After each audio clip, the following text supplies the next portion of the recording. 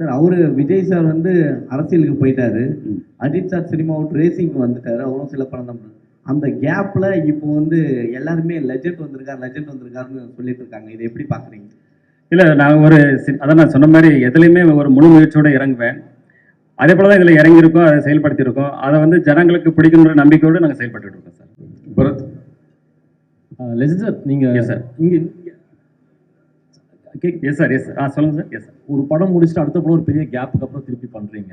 Yes sir. அது உங்களை தயார்படுத்திக்கிட்ட விதம் ஏன்னா நிறைய விமர்சனங்கள் வந்திருக்கும். முதல் படம் முடிச்சப்போ பாசிட்டிவும் இருக்கு, நெகட்டிவும் நீங்கள் சந்திச்சிருப்பீங்க நிறையா. ஸோ உங்களை தொழில் முறையில் நான் இவ்வளோ பர்ஃபெக்டாக நான் ப்ரிப்பேர் பண்ணிக்கிறேன், உங்களை நீங்கள் பாலிஷ் பண்ணிக்கிட்டது என்னென்ன விதம், என்னென்ன கற்றுக்கிட்டீங்க? இல்லை, அதில் வந்து பார்த்தீங்கன்னா எப்போவுமே ஒரு புதுசாக ஒரு இடத்துக்கு ஒருத்தர் வரும்போது விமர்சனங்கள் வரும். இப்போ ஸ்டார்டிங்கில் பார்த்தீங்கன்னா ரஜினி சாருக்கு வராத விமர்சனங்கள் யாருக்குமே வர்றது இல்லை.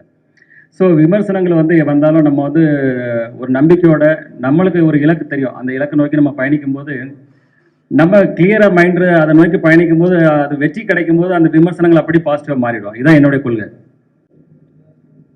Sir. Legend sir. Yes sir.